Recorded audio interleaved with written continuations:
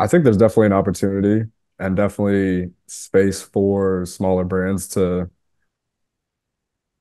I wouldn't even say insert themselves into the sneaker culture, but sort of create a space outside of the sneaker culture that still rests on the shoulders of their sneakers and on their products. Because I think using shoes as a vehicle to talk to teachers or talk to nurses or talk to anybody that doesn't traditionally sit within the sneaker world, I think is kind of the opportunity that we're trying to get after. Because if we want to compete with Nike, then like you said, we could have a lot more shoes, a lot more SKUs, a lot more budget behind what we do. But I think we're trying to create a new lane for the stories that we're trying to tell because there are people that are interested in what we do, but they might not be on Hype Beast or Complex, but they Yeah. might be getting their news and their information from other outlets and just people that aren't the traditional sneakerhead, either consumer or podcaster or designer. And so I think when we sort of carve that lane out for ourselves, our storytelling is going to be more unique because we have something unique to offer. Because the stories from teachers is going to be a lot different from the stories from Travis Scott.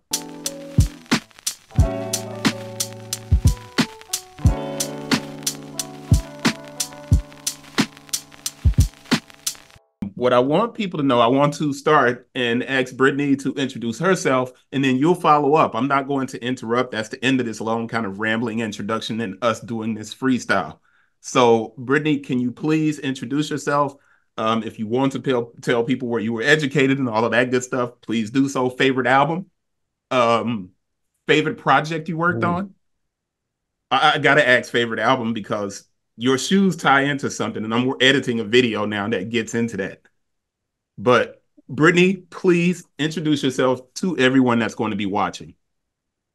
Okay. Well, hi, my name is Brittany Hand. I'm from Philadelphia. Woo woo. Um, my favorite album, is most likely probably the best of Sade because she's Ooh, literally like my favorite artist. I listen to her all the time. Um, Wishing she would come back out of retirement, but that's another story. Favorite project. Hmm. I would probably have to say the Golden because it's pretty much the first project where I kind of have like full creative control in a sense. I don't have that much extensive experience in the field, so this is kind of like really getting my feet wet and like like Jeff giving me the opportunity to really show like my creative side and why he hired me. So right, right. And now, real quick, how did you, is your education what led Jeff to you, or were you connected through something? You did ask me that question. I forgot. Okay. So originally, I did not start in design at all. Like, I went to school at Temple University for psychology.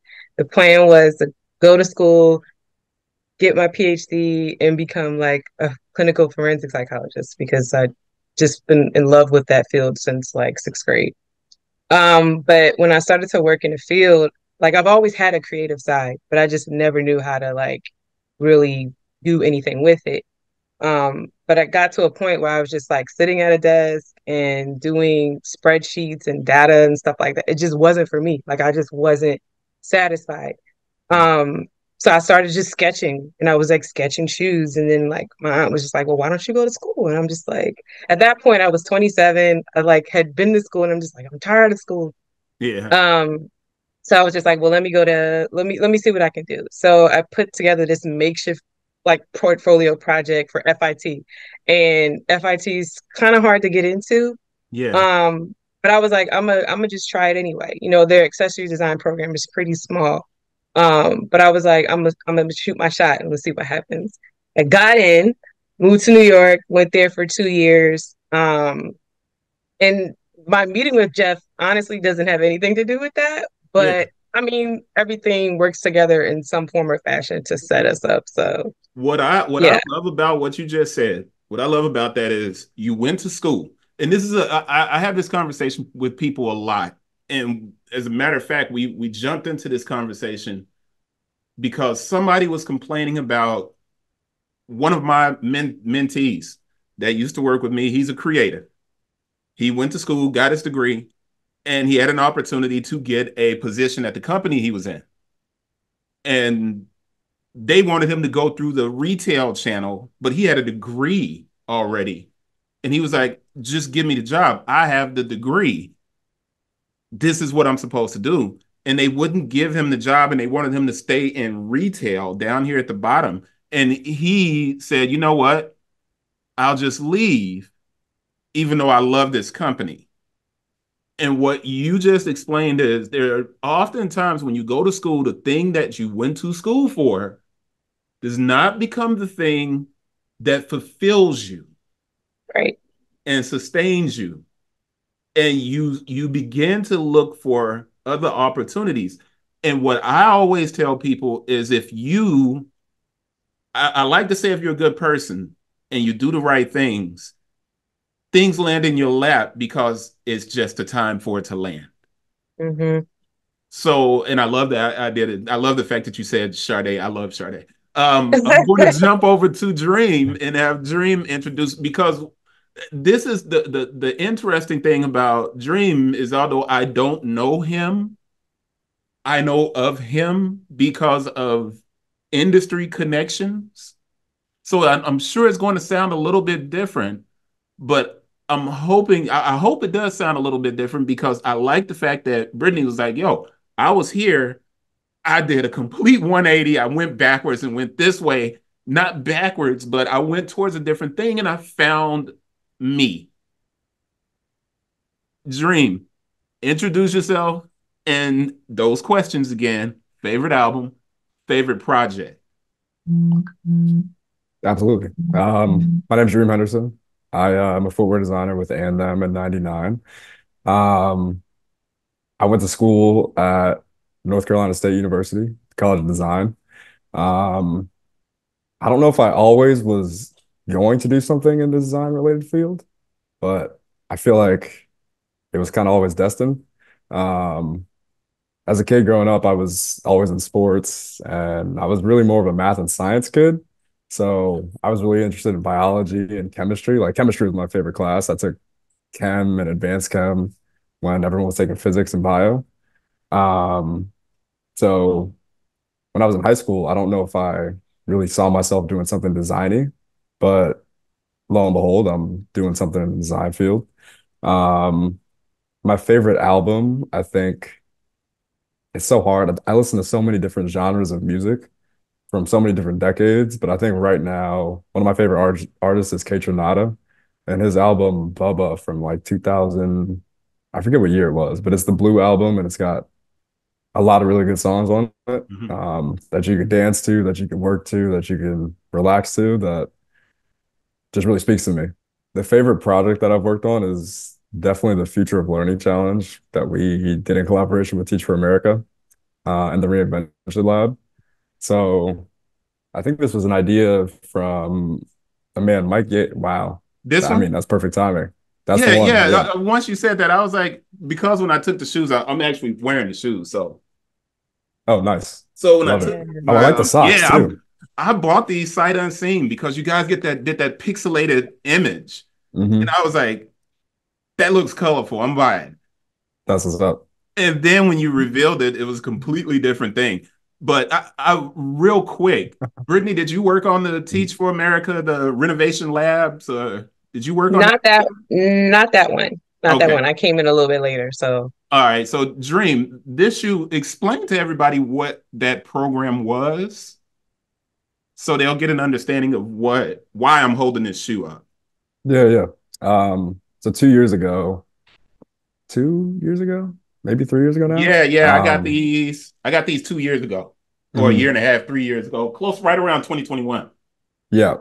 So a man, Mike Yates from the Reinvention Lab, which is an innovation focused arm of Teach for America, he had an idea to do something that combines sneakers and educators.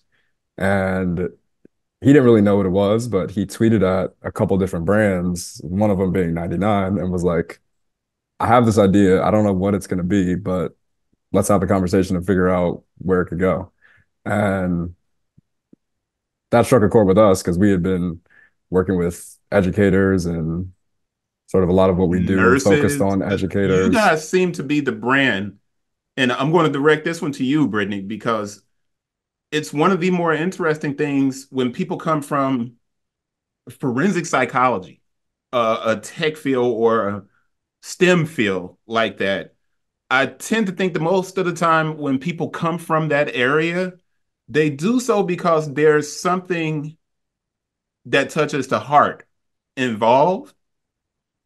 And the idea that 99 Products and them, you all tend to work with the nursing industry and the education industry. So you're like a brand that's built around service. Brittany, was that one of the reasons that attracted you to 99 Products? Yeah, and then also the fact that they too have a story to tell, and it may not necessarily look like people who work in design or like just in the creative field in general. That's what I think I like the most, that there's a space for them to tell their story in a different way that somebody may not have heard. Yeah, and I'm an educator. So I was a college professor, I was a high school teacher, I was a basketball coach. So when I saw the dream, I got this wrong. I said recreation, reinvention is what it was called, right? Yep. The All Reinvention right. Lab. So when I saw that a few years back, when I got the chalk, when I first bought the chalk, which is the point, this shoe back here, when I first got the chalk, it was called the chalk. And then there was like the whiteboard. So it had these kind of Hmm. things that Hmm. were around education. And I thought that was so cool. And I wanted to reach a lot of people. And it's extremely difficult to reach people with something that's new. I know that firsthand. So we're going to pivot now away from these more personal questions, and we're going to get into the aspect of the business, right? Um, when you're attempting to reach people with a new product, I almost want to take these shoes off and keep them in my hand because this is why we ended up. You designed this one, Dream, right? Yep. This is the Carver. So I'm doing an unboxing video right now and editing it and things like that. When you design something like this and you're a small brand, are you both involved with the process of trying to find the audience? And is it frustrating to look at this is the question. Is it frustrating to look at the sneaker or sneaker culture and see people so attached to one brand that when that brand stops reselling, they say the entire sneaker culture is dead? But there are products like this and this that are doing these dual duty, that are both service related and sneaker culture and design and creative. Does it frustrate you guys to see people say that culture is dead, sneaker culture is dead, when you two are creating these amazing things? That's the question. And Brittany, can you go first? And then we'll jump back to Dream. I'll say, yeah, it's a little frustrating just because when I make things, I'm always looking to make something that's not like everybody else. You know what I mean? That's just the type of person I am. I've told the team before, since a kid, I never wanted to look like anyone else. I never wanted to follow anybody else and what they did. I feel like when I create something, I feel like it's an opportunity to just be able to step outside of the box, be the one person that's going left while everybody's going right. So it is a little bit of frustration behind it, but I don't let it get me down. I'm still gonna create, Yeah. what I feel I want to contribute to the culture. Um, but yeah, it's just a matter of trying to get people to open their eyes and expand their horizons to other brands, and especially Black owned and other creators that are in the game right now. So Same thing, Dream. Can you address that idea of frustration when trying to reach a new audience? Yeah, yeah. I think it's an interesting question because I don't know if for me it's a point of frustration, but I think a lot of times it's the onus is on smaller brands to really push themselves and spread their story in a different and unique way. Yeah, but the budget's Um, not very big. The budget's so small often with smaller brands that as small as my platform is, it reaches 1,300 people a day. mhm, I I take it upon myself to share smaller brands. I spend a lot of time on smaller brands, but because I do so, I'm not as popular in sneaker culture mhm, as a lot of people that just talk one big brand. right. So for me, I have this feeling of frustration. And maybe I'm imposing my own thing onto you with this question. And maybe you see it as more of an opportunity. I think there's definitely an opportunity and definitely space for smaller brands to, I wouldn't even say insert themselves into the sneaker culture, but sort of create a space outside of the sneaker culture that still rests on the shoulders of their sneakers and on their products. Because I think using shoes as a vehicle to talk to teachers or talk to nurses or talk to anybody that doesn't traditionally sit within the sneaker world, I think is kind of the opportunity that we're trying to get after. Because if we want to compete with Nike, then like you said, we could have a lot more shoes, a lot more SKUs, a lot more budget behind what we do. But I think we're trying to create a new lane for the stories that we're trying to tell because there are people that are interested in what we do, but they might not be on Hype Beast or Complex, but they Yeah. might be getting their news and their information from other outlets and just people that aren't the traditional sneakerhead, either consumer or podcaster or designer. And so I think when we sort of carve that lane out for ourselves, our storytelling is going to be more unique because we have something unique to offer. Because the stories from teachers is going to be a lot different from the stories from Travis Scott. So I think I, when we I have that conversation, I think it'll be just another I lane for us actually to get love after. that. I love that. I'm sorry about cutting you off there. That got me excited for a second. Mm. That pause. The whole thing. I don't know why I'm doing. I've been watching way too much Cameron and Dame Dash. The Is there a curriculum being created for? Because I taught high school and like I said, I taught college. Right? Is there a curriculum being created for the process of? So this shoe is called the Carver. Mhm. Kid you not, there are little kids who don't know who George Washington Carver is. And that blows my mind. But it's also Mhm. emblematic of a school curriculum that doesn't reinforce the coverage of all history, particularly Black history, gets overlooked. Are you all working on a curriculum that kind of when you made this reinvention lab shoe, was there something that was done inside of the schools that kind of helped teachers engage students in a different way? Because if I had this I taught a marketing class at one point, video production and marketing class.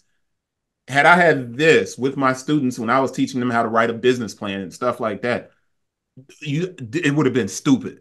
So if there was a curriculum that I could go to the website, does that exist with you guys yet? Do you have something like that? And Dream, I'll have you answer that first, and then I got a different question for you, Brittany.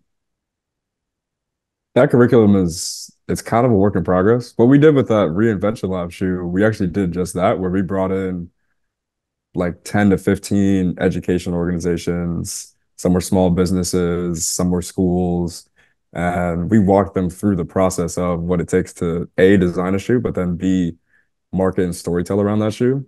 Because for a lot of those education focused organizations, they don't really have a skill set that translates to pitching themselves. And so we built that curriculum for them. We brought in people like Brittany, people like Brandon, all the talented people on our team who could walk them through that. And so we did another version of that this past year with another cohort. And we're trying to make that a bigger thing where we're sort of educating and teaching on what it takes to both build a shoe and build a brand, but Yeah. both promote yourself and promote whatever business you have because that shoe education could translate to whatever else you're working on. I agree with that 100%. Is any of that information online where people can find it? Can you share that if it's available? If it's not there yet, then, I understand. It's a work in progress. We might be making a book Yeah. that covers a lot of that. Uh-huh. So I think if you ask in 6 months, we might have something real to share about it. All right, so it's down the road. Now, I'm going to switch this because we're like that 20-minute mark, and I don't want this to be so heavy. I want people to come in and be like, yo, that was a dope conversation between those three. I'm going to move to different aspects of the company. And one is who came up with Move with Meaning. Brittany, can you tell me who came up with that tagline, Move with Meaning? So 99 Products on the back of the shoe, this new shoe, the Carver, it has this MMW on the other shoe. Actually, I got to take the other one off. On the inside I of got it right the here shoe, too. it says "Move with Meaning." You got it. You got it. Brittany, who came up with this, and what does this mean? I'm actually gonna have to shift that question to Dream specifically because this was already like in stone when I came to the team. Um, so I want to give him the opportunity to give the full story. So I won't leave any parts out. All right, So cool, cool. Let's do that. I want to know. I'm listening. We um we came up with that for last spring and summer's launches when we collaborated with Iconic Ash, with Urban Native Era, and on the Reinvention Lab sneaker. We were coming up with a tagline that sort of encompassed the work that I got all to three of cut them you are off doing. right there. Iconic, urban. Those shoes were stupid. Those were fly as hell. Um, Appreciate that. but I guarantee you, whoever's listening to this has no idea who you're talking about. So I need you to take like Mm, 15 seconds on each and got tell you. me what both of those brands people are. So Iconic Ash, Ashley Muhammad, she's a stylist and a designer based in Harlem. She actually lives like on my parents' block. So we see her all the time. She's doing some great stuff. And we just thought she'd be a great person to create a shoe with and tell some stories with. I'm gonna And go back and then edit this and put a picture in so people can see what that shoe looks. I said I wasn't going to edit it. I'm going to go back and edit it so I can put the picture in of the shoe right there so people will mhm, know. it's And a good now one. the Native American group, right? Yep. Explain who they are. And then we'll get back to this and keep the conversation rolling. Yep. Urban Native Era, they're a indigenous founded and run brand out in California, founded by Joey Montoya. And they do a lot of really great stuff, a lot of really cool products. Mhm. And kind of similar to us, they work with groups that don't traditionally sit in the sneaker or the fashion space. Right. And I think we have always loved what they've done. And that was kind of a no-brainer to sort of put a shoe together with them too. All right. That's I love that. So back to Move with Meaning. That was last year working with those two brands. There's little Hmm. cue points on the shoe. And I'm going to switch this again because I want to know what public soul is. And sometimes I think, Hmm. when we get shoes, we always look at them and we inspect them to see if there's any hidden details on the shoes. Yep. And I saw this back at the back and I was like, oh, what's public soul? And I didn't Hmm. quite get it. And then I was too lazy to look it up. So now I'm going to be lazy and ask you, what is public soul? Yeah, yeah. Public Soul is we had an idea to put together an open mold category or catalog so that small brands, whether they're 99, whether it's other brands out there that need tooling, which is the most expensive part of the shoe, Yeah. they have somewhere to go to, similar to Vibram, that Well, has wait these a minute. toolings Wait a that are minute. just available for use. So you guys are creating the tooling for this shoe and you're going to make it open source? That's the thought that if somebody wants to use this tooling, they can come to us, and we've already got the molds developed, and they can Oh, use that so as a yeah, starting this point. this all right. So the last 5 minutes, we shift gears here. Coming from a more Brittany, which project did you work on so I can make sure we get your insight on some of this? Which project, the big project that you worked on? Explain The that for me one more time and explain to me if you are actually, do you have anything to show me? And I'm like going into kind of a leak mode here that you're working on that you can hold up right now and show me. I don't have the gold in my hand right now. But maybe we can make this a part two. Yeah. And when I get Well, it, definitely would Is love there a to give a sketch? sneak peek. Yeah. There's Oh, sketch. Any sketches? if you want me to run and grab it, Brittany, I got a if you pair. want to, you can. Or should we save that for part Yes, two? Maybe yes. we should save that for part two. We need to do a part two. We might need to do this anyway, like every other week. And if you guys start a podcast, because maybe we need to have this conversation about educators and get teachers online and start talking with them, because Absolutely. there's a really big piece missing in education that keeps kids. I was a teacher that could get my students to do whatever I needed them to do because one, I knew my subject matter in a way with a depth of knowledge that couldn't be touched. I wasn't just an English professor or a business writing professor. I was an active working writer. So I was able to engage my students in a different way. We would do filmmaking and things like that. So this I do want you to go get that. So I'm going to talk to Brittany. I want to see this goat sketch. If you got, please. I hate to have you run away like that. I'm sorry. All right, so Brittany, when did you start working on the goat? Well, the talks about the Golden was like last year. Jeff approached me about creating something that pays homage to like crafters and like remakers and stuff like that. And just making a shoe that would actually get the purchaser involved with it. So like with the Golda, you can purchase it like assembled, put together and Spell that whatnot. for me. Spell that for me because I'm saying goat in my head and you're G saying O Gold Golda. So with the goat. All right. Golda, yeah. So with the Golda, it's just an opportunity for and it also ties back into like the idea of educating people on like footwear and how it's done, produced and whatnot. It gives them an opportunity to reach out to the local cobbler. Oh, there it is. Oh, snap. Yo, that's is that the same outsole? Don't show it too long. Just keep it down there. I know you can't show it too long. That that almost looks like that looks like a mock, a slip-on, a loafer, sneaker.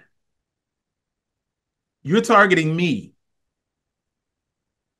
And This anybody else that likes to be cool and comfortable at the same time. this is one of those things that I've had, and we got like 2 minutes, and I really do want to jump into this. Everybody talks about um everybody kind of talks about youth culture when they're talking sneakers, right? And I'm like, yo, I grew up in a generation that created sneaker culture. I like to be fresh all the time. I don't care what. It doesn't matter that I'm getting older, but this is the interesting thing. If you completely focus on youth culture, you miss an entire segment of people, and I got money. Kids So don't have if money. I can purchase a shoe where I only see a pixel, you know what I'm saying? And that Golda, that's all suede.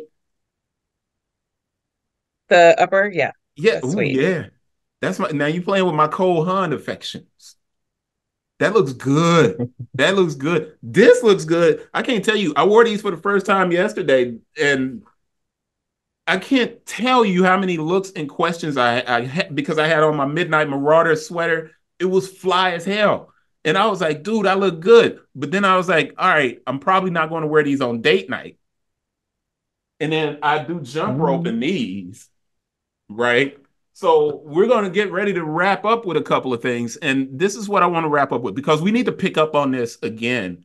I love the conversation, especially when they go to drops, which I know is probably going to be a few months. I want you both to leave people that watch this 15, 20 seconds. Tell people what you want them to think about and go for. You got a little bit more time than that. What you want them to kind of think about in regard to 99 products, dream chasing, and reality. 99 products, dream chasing, reality. Dream. Can you go ahead and get that? And then Brittany's going to have the last word. Damn, I wish you asked Britney first. Um, So, dang, that's my timer. But we're still good. We're good. We're good. I know, Dream, you're like, I don't want to answer that first. That's a tough question. It really is because it's a deep question. It's a product question. It's a life question. And then it's the check. So mhm. if you want to reverse those and answer them in order, do so. Go with the I E think 99 products. What do you want people to know about it? Give them the website and stuff like that. yeah, you can find us at 99products.com, on Instagram at 99 products. I think the takeaway for us, I think, is that sometimes it's about the product and making hot shoes, but I think it's always about the people. And whether it's the people that designed it, whether it's our team, whether it's the people that are buying it or receiving it, I think those are the stories that we want to highlight because everyone's got something interesting that they do. Everyone leaves an interesting footprint somewhere. And I think being able to spotlight those individuals and those groups and those organizations and nonprofits and anybody that's making a difference anywhere, um, I think that's who we want our shoes to be on. And we want to share whose stories we want to share with the world. So I love that. I'm going to let you escape for a second, and I'm going to go to Brittany, and I'm going to skip you, Brittany, to dream chasing because I think you're the perfect person to talk about this. Because getting a degree is expensive. One, leaving that degree to switch to a different field, dream chasing. Brittany, talk to us about what you feel people should do in regard to that. One, don't stop chasing. Um, and don't let your age be something that stops you because I think that's what kind of like almost tripped me up because I'm like been through school, like I'm close to 30, like who starts over again? You know what I mean? Like um, it doesn't matter how old you are. It doesn't matter if you've had this amount of time in this space or this field and you want to switch or transition. If you feel like when you wake up, like this is what I want to do, this is what I love, whether I do it paid or free, then chase after that dream. Don't let no one stop you. There's going to be somebody that's going to say, "Oh, I don't know," because I've had a lot of people down the road that tell me, "Well, are you going to make money doing it? Are you sure you don't want to go with psychology? Are you sure that you want to freelance? Are you sure?" Like it's always going to be somebody questioning you. Um, but if deep down in your heart, like this is, you know that this is something that you want to do, just keep going, and you'll run into someone like a Jeff Henderson because I didn't know him. I had no ties to the industry, but if you keep on working and pushing and really putting yourself out there, there will be an opportunity created for you to get to that next level. I love that answer. I gotta like I don't do shorts and I don't break stuff down into shorts, but I thought that's gotta be a short. That's gotta be a short. So dream, reality. You have a brand, you have the dream. What's the reality of that? And how do you overcome the difficulties involved with the reality aspect of it? I think it's a group effort. If you're ever going to overcome getting into the sneaker world or the cooking world or the architecture world, no matter what you do, as a small brand and a small business, it takes a group effort and working with a great team. I feel lucky to work with the 99 Product Squad and the A&M Squad because we've created some great things. I'm not gonna shoulder the goal though again. We'll save that for part two. Yeah. Um, but I think knowing that there are other people that want to see your dreams achieved, like Brittany said, don't stop dream chasing. But when you're dream chasing, you got to do it as a team, kind of like what you said with the Wu-Tang. Um, and so having people that will help you out both in your industry and without your industry or outside of your industry, I think that's what it takes to turn your dreams into reality. I'm that hits home. That hits home. I don't want to be the last person to speak here and wrap it up, but I appreciate both you and Brittany for taking the time to, speak with me about the brand, about yourselves, and about the reality of it. Because you saying that you need a team, it nails. So I had Arch, which was my show shot was my first company, my first basketball company, and I did really good with it. And the guy that owned the license came back in, and I did some stupid stuff because I didn't understand licensing, I didn't understand business, and they were able to pull it back when it became a six-figure company. And then they sold it, took everything, and I was falling flat. So when I did Arch, I've done it by myself, and I did it by myself, and I used my own money. I didn't go to business school, so I didn't. There's just stuff I didn't know, so I used everything out of my pocket, which was very dangerous. And I didn't have a team to call on to ask questions. And I think the reason it failed, and it didn't fail like in a bad way. I think the reason it failed is because I didn't have a team. And but the problem was I couldn't get a team. And as many people that I know, I'm working on this product that nobody's ever heard of.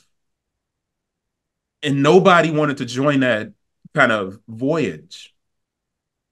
So, what did Jeff do? And I know this is a big question to ask with like a minute left. What did Jeff do to get you guys to believe in something that didn't exist? Literally didn't exist. And we're going to finish on that note. And Dream, you can't answer this one. Brittany, you have to answer this. And you have like 30 seconds. What did Jeff do to make you inspire you to come to the team? That I was already good enough.